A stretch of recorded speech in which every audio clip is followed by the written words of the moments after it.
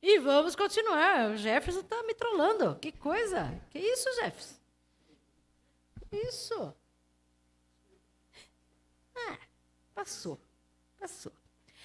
Bom, todos os nossos estudos serão assim, em duas partes, tá? Que daí no meio, assim, vem um louvor, dá uma acordadinha e a gente continua, tá? Na verdade, era para nós termos tido um intervalinho, assim, mas como o tempo tá, nós estamos meio atrasados, a gente seguiu direto.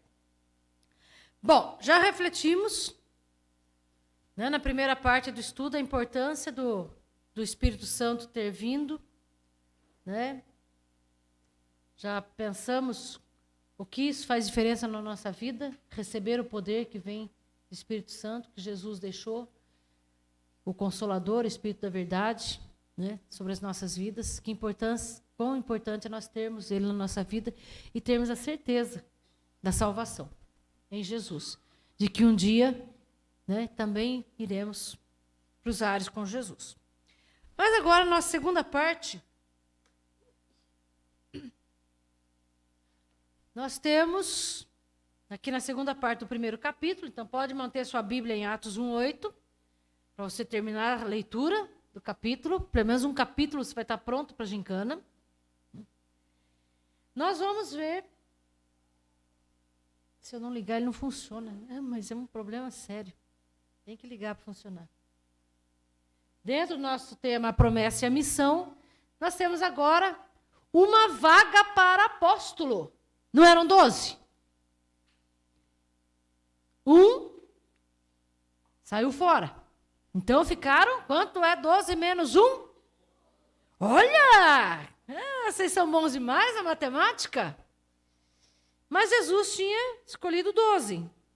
Então agora, se eram 12, a semelhança do Antigo Testamento, né, as 12 tribos de Israel. Então, só estou tossindo porque coçou.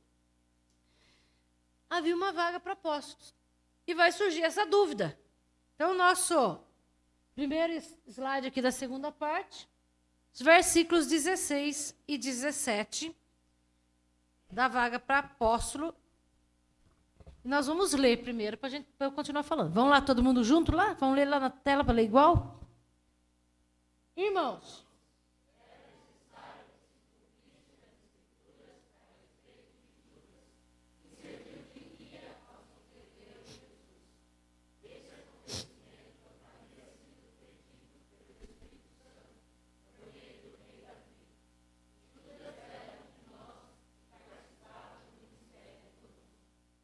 então, gente, a igreja que nascia, ela tinha cerca de 120 membros, que no versículo 15, que não está ali, naqueles dias, levantou-se Pedro no meio dos irmãos. Ora, compunha-se a assembleia de umas 120 pessoas. Quantas pessoas tinha na igreja primitiva, no comecinho?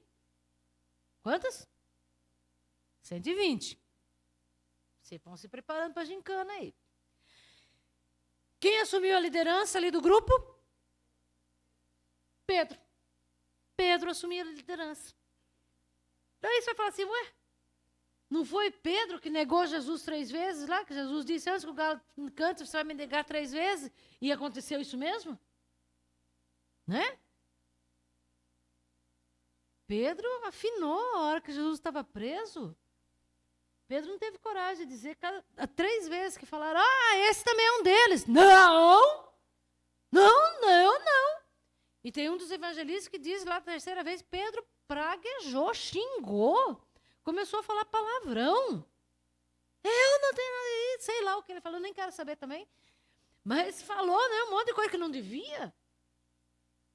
E agora, Pedro assume a liderança. Ele negou Jesus durante a sua prisão, mas depois ele foi restaurado por Jesus. Nesses 40 dias que Jesus esteve com eles, lá no finalzinho do Evangelho de João, conta que Jesus restaurou Pedro. E Jesus fez Pedro afirmar 3 vezes que ele amava Jesus. Pedro negou Jesus 3 vezes, mas depois que Jesus ressuscitou, Pedro afirmou 3 vezes, eu te amo. Tu sabes. Por fim, ele disse, Senhor, tu sabes. e Pedro foi restaurado por Jesus. Diferente de Judas, daqui a pouco a gente fala dele. Né? Diferente de Judas, Pedro foi restaurado por Jesus. Pedro se arrependeu. Essa é uma palavra-chave nas nossas vidas. Nós não podemos ter vergonha de nos arrepender das coisas erradas que fizemos. Devemos ter vergonha das coisas erradas, isso sim. As coisas erradas que nós fazemos, nós devemos ter vergonha.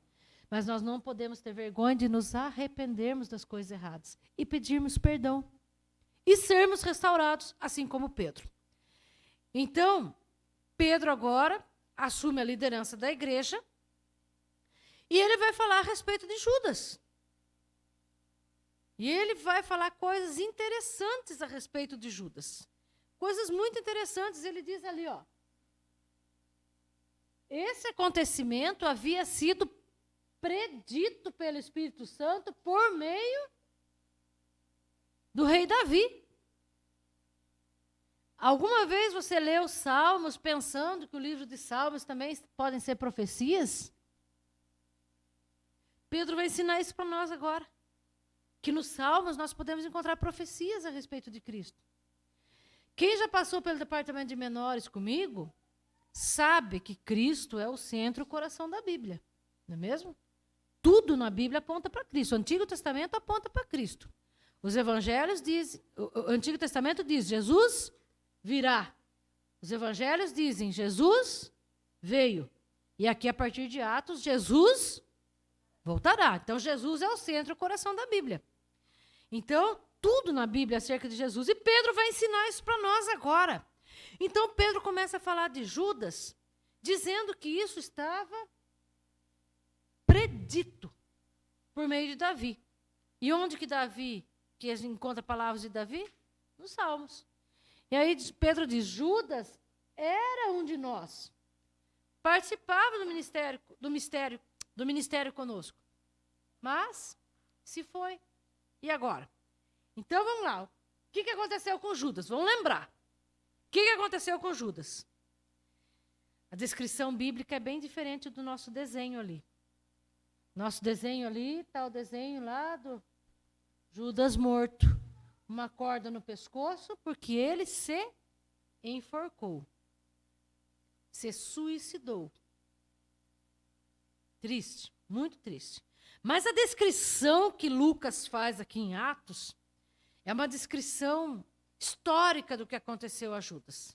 E uma descrição muito trágica, muito desagradáveis os detalhes que Lucas traz aqui para nós. É um modo dramático, né? Ele vai falar que Judas... Vou tirar aqui.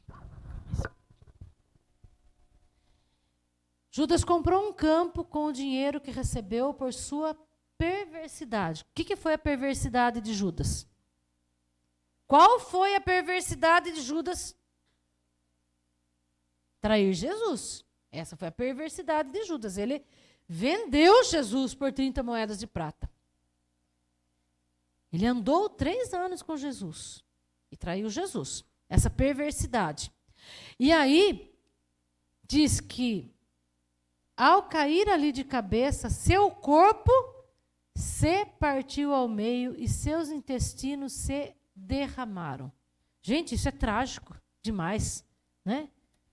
Coisa horrível de a gente pensar, não é mesmo? Então, esses detalhes que Lucas traz... Opa, olé, foi, né? Lá em Mateus 27:5, Mateus narra que Judas se enforcou.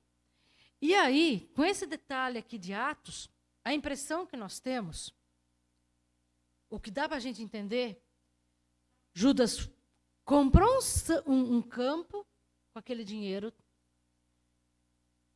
maldito da venda de Jesus. Depois o remorso foi tão grande dentro dele, ele começou, ao ver Jesus morto, né, e sepultado, Judas, ele não se arrependeu, ele sentiu remorso, é diferente uma coisa da outra. E ele vai naquele campo que ele havia comprado e ele se enforca. Certamente havia várias árvores, ele se pendura numa das árvores, morre enforcado. E a impressão que nós temos pelo relato aqui de Lucas em Atos é que ninguém se importou em tirar o corpo de Judas, diferente do desenho ali. Ninguém se importou em pegar o corpo de Judas e enterrar. Jesus morto na cruz, tirar o corpo de Jesus, né? José de Arimateia e Nicodemos pediram o corpo de Jesus, arrumaram um túmulo novo para colocar Jesus. Jesus foi sepultado. Mas Judas não. Judas ficou lá, pendurado, numa árvore. E aí, é interessante que nós já falamos no início que Lucas era médico. Por isso ele usa esses termos, né? Suas entranhas, né? Seus intestinos, entranhas, se derramaram. O corpo entrou em decomposição. Foi apodrecendo. E aí se rompeu. Né? Quando morre, daí começa a inchar, tudo mais. Né? Ele estava ali no tempo. E ali, uma cena terrível. Ficou lá, fedendo. Aí, provavelmente, depois, por causa do mau cheiro, pessoas devem ter dado um fim no corpo dele. Né? Porque é terrível. Se tiver um rato morto por perto, o negócio já é terrível, né, gente? Então, imagina uma pessoa morta. Então, mas aí, então, provavelmente, né, esse fim trágico de Judas, a gente pensar assim, né, ficar ali, o corpo ali, exposto. Aí compraram, versículo 19 diz que este homem adquiriu um campo com o preço da iniquidade. Né, comprou o campo, e o versículo 19 diz que deram ao nome desse campo de Aceldama, isto é, campo de sangue.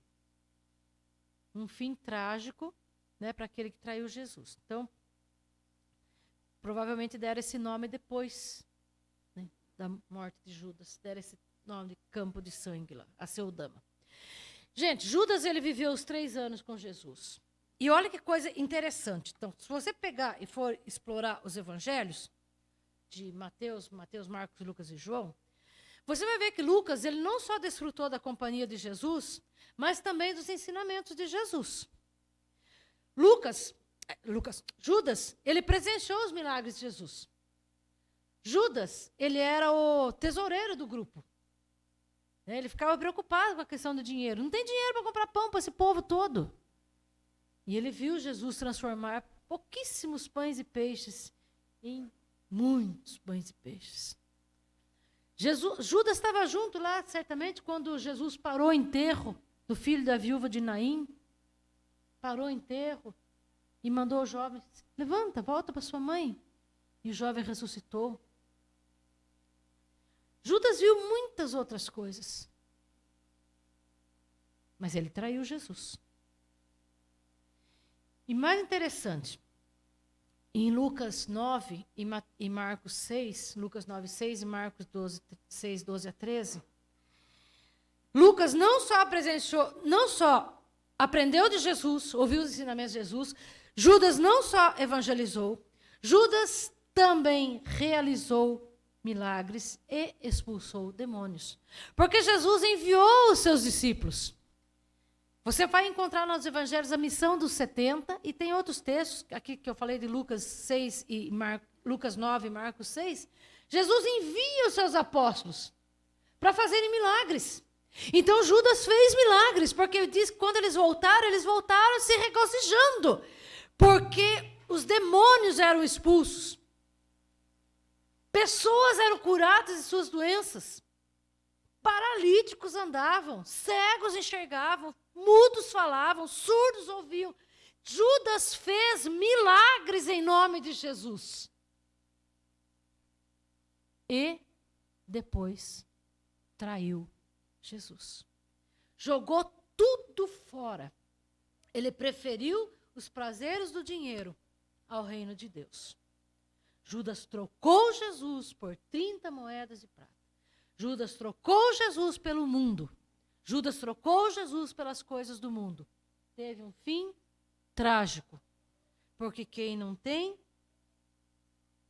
a presença do Espírito Santo na sua vida, não desfruta das alegrias que isso traz.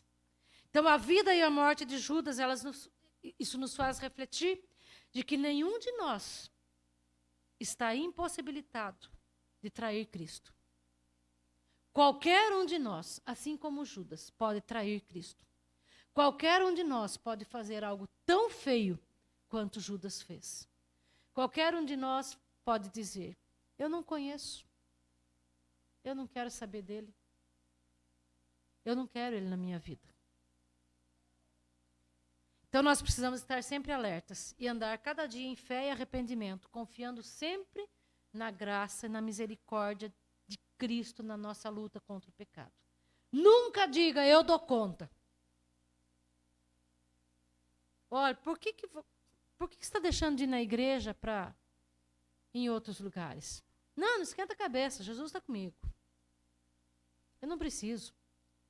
Por que você está usando tanto o seu tempo para jogos, para filmes, para séries, e não usa nem um pouquinho do seu tempo para ler a palavra de Deus? Não esquenta a cabeça. Sei tudo já que está na Bíblia. Vamos tomar cuidado para nós não cairmos no erro de Judas. Tão íntimo de Jesus. Desfrutou tanto das maravilhas que Jesus proporcionou.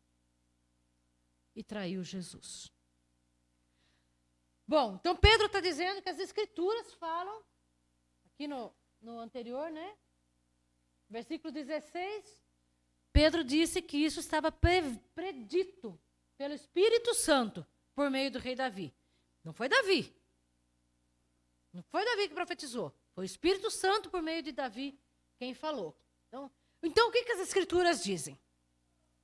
Salmo 69, 25. Gabriel, lê para nós, por favor.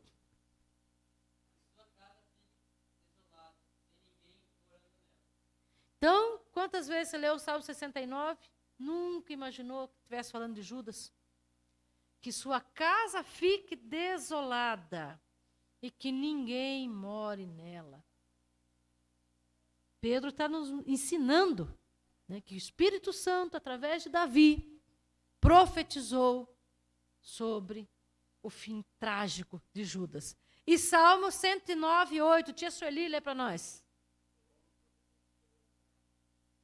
Outra profecia, outro texto que a gente não pensa, mas que Pedro nos ensina, que foi profecia acerca de Judas. Então Pedro se levanta, toma a frente, né? E vamos lá. A casa de Judas ficaria deserta, ninguém habitaria nela, ou seja, a descendência de Judas seria exterminada. Que outro ocupe seu lugar, né? Outra pessoa, Pedro então entende que outra pessoa tem que ocupar o lugar de Judas ali, entre os 12. Né? Então, é importante a gente entender, isso aqui está se passando, Jesus subiu para o céu. Jesus ficou 40 dias com os discípulos e subiu para o céu. Só 10 dias depois que Jesus subiu para o céu é que vai ter descido o Espírito Santo, que vai ser hoje à noite. Tá? Nesse meio tempo, nesses 10 dias é que isso está acontecendo. Esses 10 dias entre a ascensão de Jesus e a descida do Espírito Santo é que está acontecendo essa fala de Pedro. Então, importante lembrar, Jesus já havia subido para o céu, mas o Espírito Santo ainda não havia descido. Portanto, o Espírito Santo não estava ali para guiá-los na sua decisão. E Pedro, então, acertadamente, ele busca orientação na palavra de Deus. E isso é exemplo para nós. Quando temos dúvida, temos que buscar na palavra de Deus o que serve para a nossa vida, o que nós podemos aproveitar da palavra de Deus para colocar em prática na nossa vida. Pedro exerceu liderança, não com base em si mesmo. Agora quem manda aqui sou eu. Não. Pedro vai exercer liderança com base nas Escrituras, na palavra de Deus. O Espírito Santo disse. Então, com base na palavra de Deus, vamos ver o que nós podemos fazer. Então, a palavra diz, né? Isso aqui. Que sua casa fique desolada, sem ninguém morando nela, e que outro ocupe o seu lugar. E aí, então, eles vão fazer uma escolha. Mas quem é capacitado para a vaga? Quem é que vai ocupar a vaga de Judas?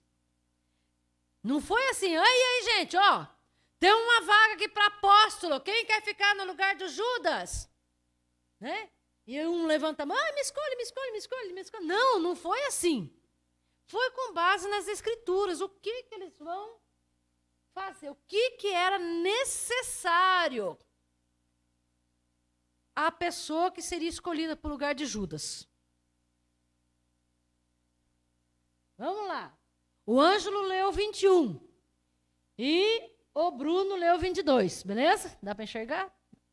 Só homem agora.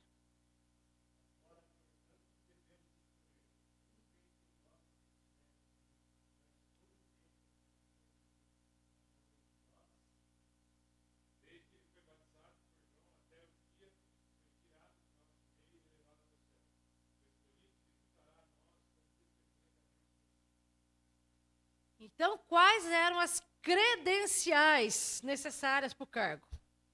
Credenciais necessárias para o cargo. Olha só. Pega o microfone. Vou sentar um pouquinho, tá? Então, tinha que ser uma pessoa... Ah, desculpa aí, esqueci da projeção. Esqueci que está gravando. Tinha que ser uma pessoa que... Um homem, tinha que ser homem, né? Mas um que esteve com eles durante todo o tempo que Jesus andou entre nós. Quanto tempo foi isso? Não. Quanto tempo Jesus esteve com eles? 3 anos. Alguém que esteve 3 anos com eles. Desde quando? Desde que Jesus foi batizado por João até o dia que foi tirado do nosso meio. Como é que Jesus foi tirado do meio?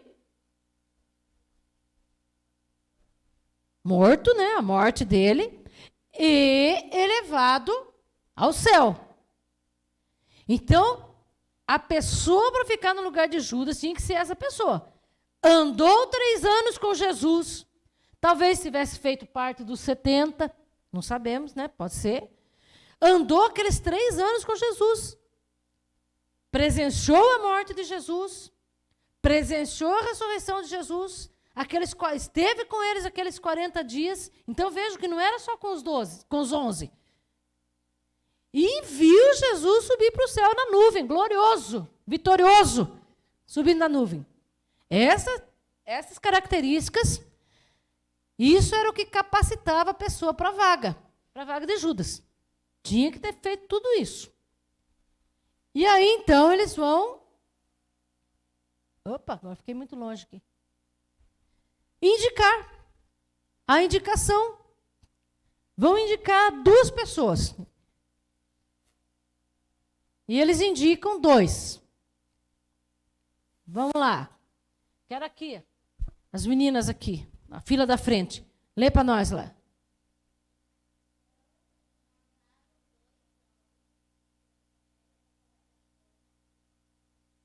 Não. José é chamado Barsabás, judiei de vocês agora. E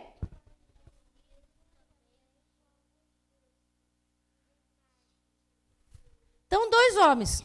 Selecionaram lá 2 homens. Voltei, Bruno. O José Barsabás Justo, vamos falar o nome completo dele, né? Conhecido como Justo. Então, José Barsabás Justo e Matias, os 2 qualificados que tinham para a vaga. Aí agora, então, eles vão escolher. Então tá, beleza? Todo mundo concorda? Com José e com Matias? Sim! Todo mundo concordou. Então vamos escolher um dos 2 agora. Como é que nós vamos escolher? Vamos fazer papelzinho e sortear? O que vocês acham? Foi assim? Não. Não, né? Então, versículos 24 e 25. Eu apontando lá. Em seguida, oraram. Buscaram a orientação de Deus. Gente, oração, melhor coisa para tomar decisão é oração. Então, eles oraram, reconheceram a soberania, a onisciência de Deus, confessaram a própria falta de sabedoria para tomar decisões importantes como essa e esperaram em Deus. Olha só. Em seguida oraram: Senhor, tu conheces cada coração. Ao Pedro lá orando, e os 2 ali, olho fechado. Mostra-no qual desses homens escolheste como apóstolo para substituir Judas nesse ministério, pois ele se desviou e foi para seu devido lugar. Vamos esquecer Judas aqui agora. Judas já foi para o devido lugar dele. Agora, então, Pedro está orando. A igreja está orando. Mostra-nos, Senhor. O Senhor é soberano. O Senhor sabe quem deve ser. Nós não sabemos, mas nós esperamos em Ti. E aí, então, outra coisa que a gente aprende... Vou tomar um olé aqui de novo. Vamos lá. Fica fazendo barulho por causa na mão. Então, além deles reconhecerem a soberania e a onisciência de Deus, que Deus tudo sabe, né? Eles reconheceram que eles eram incapazes de decidirem, tomar uma decisão sábia, porque a sabedoria também vem de Deus. E eles nos mostram que a igreja não é edificada sobre a autoridade humana, assim como não é uma invenção humana. Jesus é o Senhor da igreja. A igreja pertence a Jesus. A igreja é de Cristo. E é Cristo quem deve dirigir a igreja. Por isso eles oram. Né? E aí, então, depois de orar, aí vem um negócio interessante, que é um negócio meio estranho para nós. Depois que eles oraram, que está no versículo para frente aqui, cadê?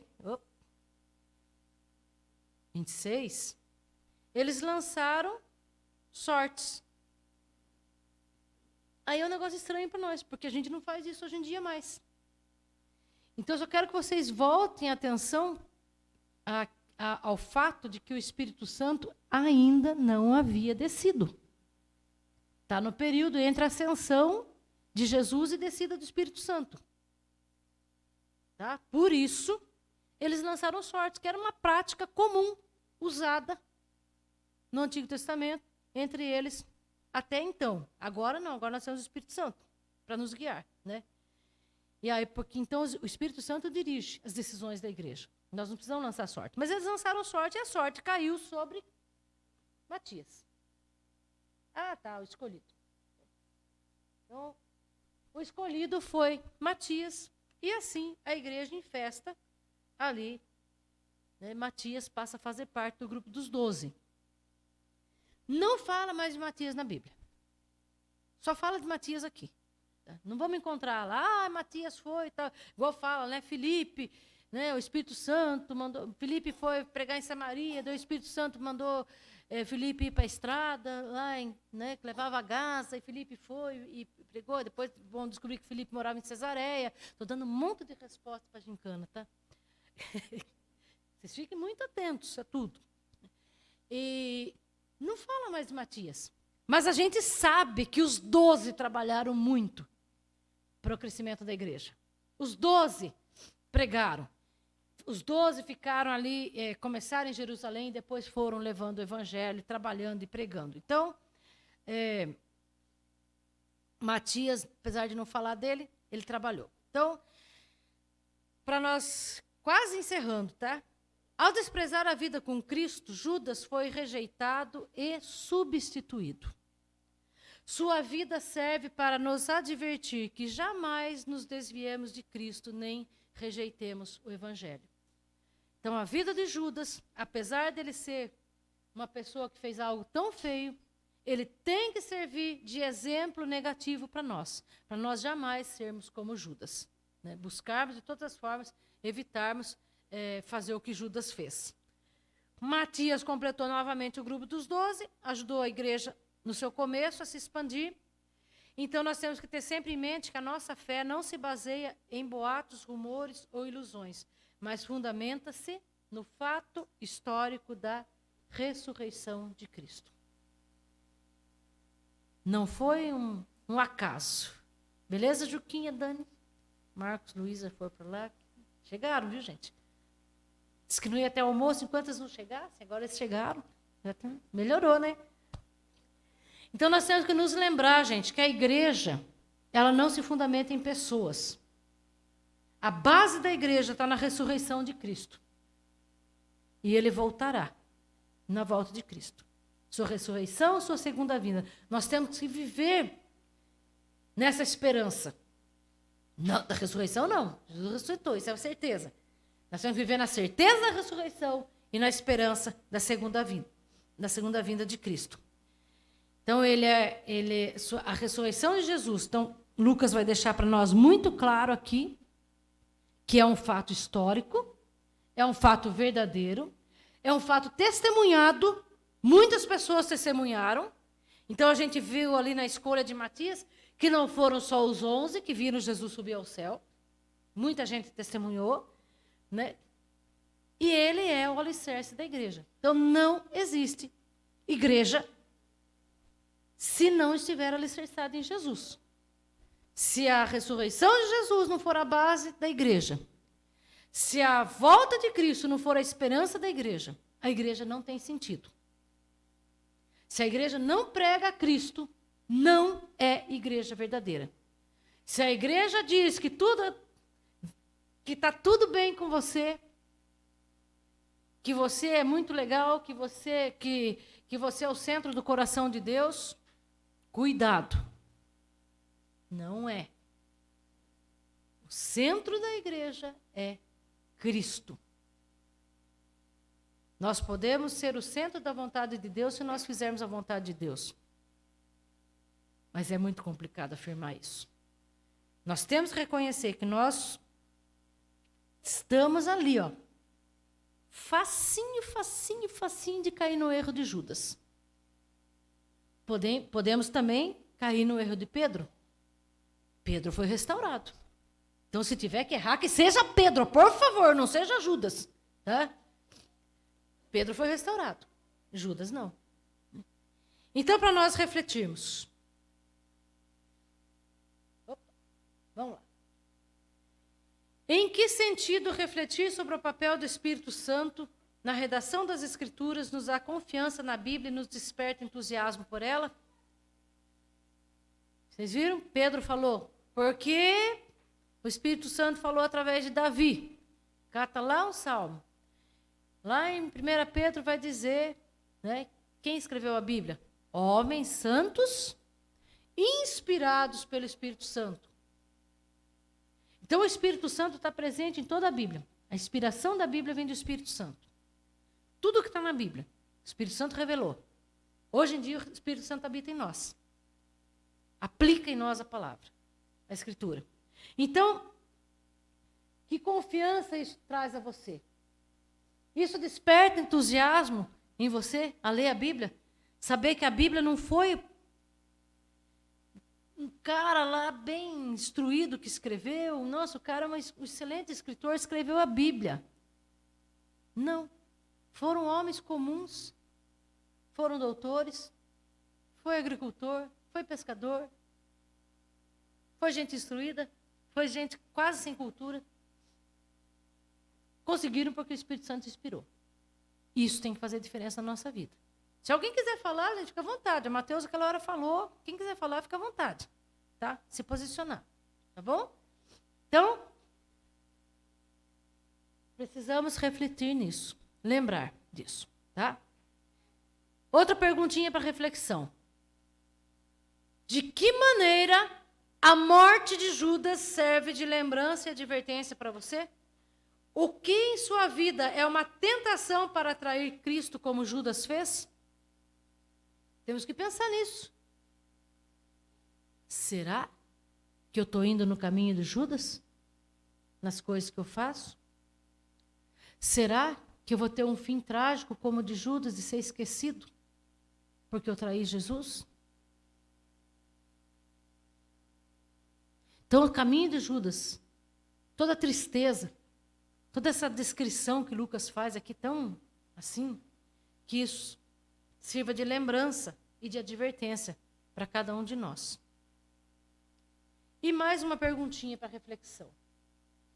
Qual a diferença entre Judas, que traiu Jesus, e Pedro, que negou Jesus? Se bem que eu falei isso bastante, né? Mas para refletir. Qual a diferença? Quer comentar? Vamos ver se aprendeu?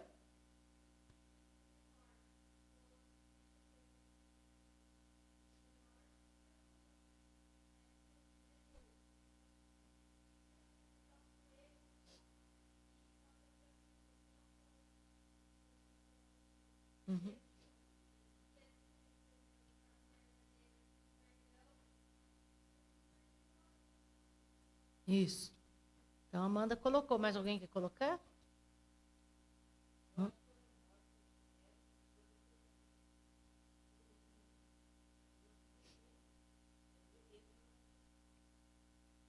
Ó, bem colocado também, né?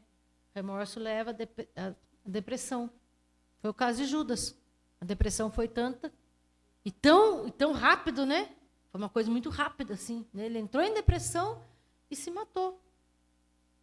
Pedro, lá diz que Pedro chorou amargamente. Depois que ele fez, ele caiu em si antes de Jesus ser morto. Né? Pedro, a Bíblia diz que Pedro chorou amargamente. Eu acho que Pedro deve ter dito, o que eu fiz? Como que eu fui fazer uma coisa dessa, dizer que não conhecia Jesus? Então Pedro se arrependeu, sofreu. Judas sofreu por ter traído Jesus, mas não se arrependeu.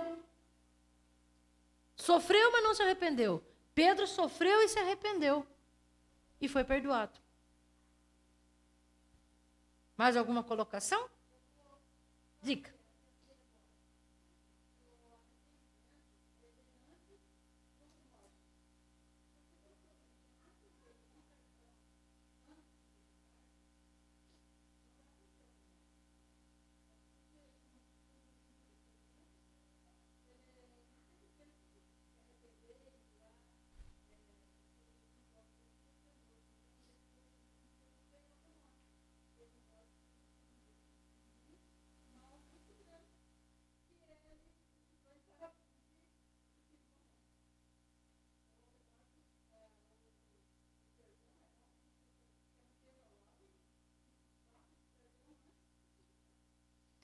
Aí, dona Terezinha colocando muito bem. Então, ó, gente, errou.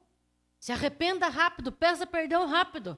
Não deixa o negócio crescer dentro de você e seguir pelo caminho de Judas. Porque errar todo mundo erra. Infelizmente, né? Infelizmente. Fazemos as coisas que não devemos. Mas temos que ser rápido, buscar logo o perdão. Cair em si, chorar amargamente. Buscar o perdão de Deus, né? E nós temos uma vantagem sobre eles, que nós temos o Espírito Santo em nós. Né? Então, e a Bíblia diz que o Espírito Santo intercede por nós com gemidos inexprimíveis. Então, mesmo quando a gente não consegue orar, né, você se coloca diante de Deus, Senhor, eu não consigo nem orar. Né? O Espírito Santo está lá intercedendo. Diga, Bruno.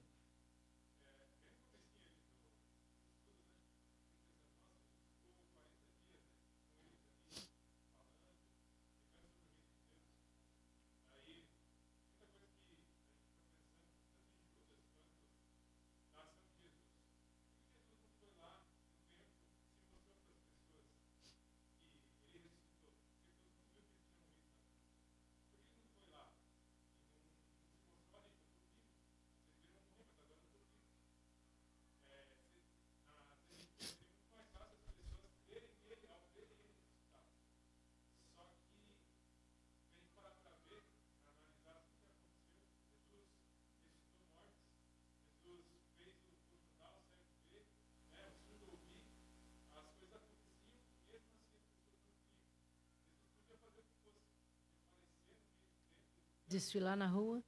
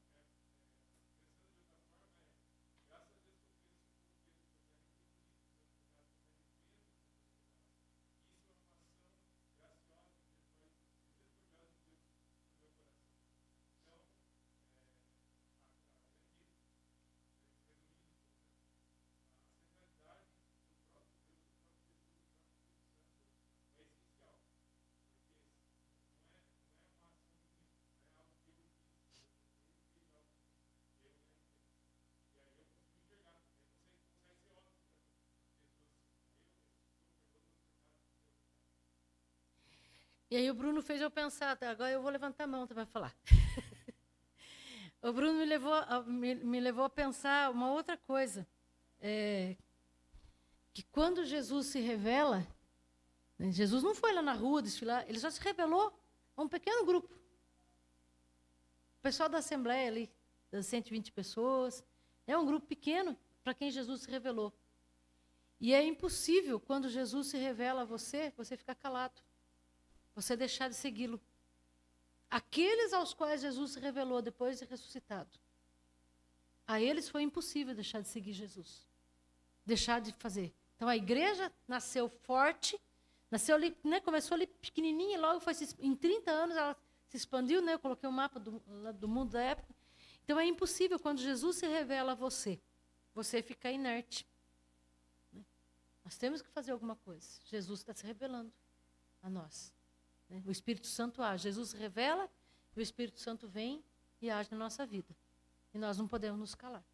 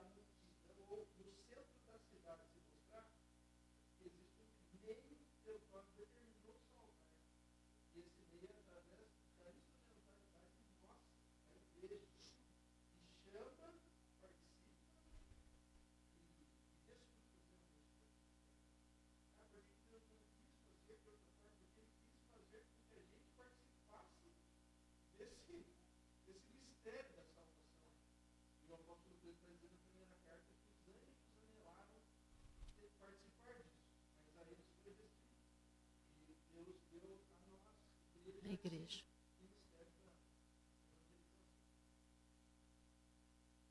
Mais alguém?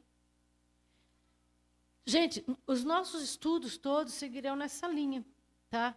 Livro de Atos é basicamente história, o Mateus já falou ontem, né? É basicamente história, então a gente vai estar comentando a história, vendo pontos da história que muitas vezes passaram desapercebidos para nós, meditando nesses pontos, e é óbvio, falando da igreja, da importância da igreja, da missão da igreja. Igreja é essencial, a igreja tem que trabalhar, a igreja tem que existir, a igreja tem que funcionar, a igreja tem que trabalhar. Então, nossos estudos todos serão assim, nessa linha, beleza? Então, se você, lendo lá Atos, tiver dúvida, para a noite, quiser se preparar para o estudo da noite, leia o capítulo 2 de Atos, 47 versículos, tranquilinho, 15 minutos, 5 minutos, você lê tranquilo, né? Você lê mais devagar, 10 minutos que seja, então dá tempo de ler. Venha com o capítulo de Atos 2 na cabeça já para o estudo da noite, que vai ser muito bom, né? Muito, muito produtivo. Vamos encerrar esse momento com uma oração? Pai amado, nós te agradecemos pela tua igreja reunida aqui. Ó Pai querido, nós damos graças ao Senhor, porque o Senhor é infinitamente poderoso, soberano. O Senhor tem tantos atributos, os quais nós não conseguimos, às vezes, entender como funciona. Mas o Senhor, assim mesmo, nos ama. Se preocupou conosco, enviou o seu Filho para morrer em nosso lugar, para nos livrar dos nossos pecados. O Senhor envia o teu Santo Espírito sobre nós, para agir em nós, para nos trazer à mente a consciência do pecado e a necessidade do arrependimento. Nós te louvamos, ó Deus, porque o Senhor age de uma maneira assim, muito fora do nosso raciocínio, do nosso entendimento, mas o Senhor age de forma maravilhosa e extraordinária. Nós pedimos, ó Deus, que o Senhor esteja aplicando nas nossas vidas, nos nossos corações, a tua palavra. Que nós vivamos de uma maneira que agrade ao Senhor em tudo quanto fazemos. Ajuda-nos, Senhor, a termos sensibilidade quando errarmos, para nos arrependermos e buscarmos o teu perdão. e a vivermos sempre de uma maneira que agrade a Ti. Fica conosco, abençoe esse nosso retiro. Oramos em nome de Jesus. Amém.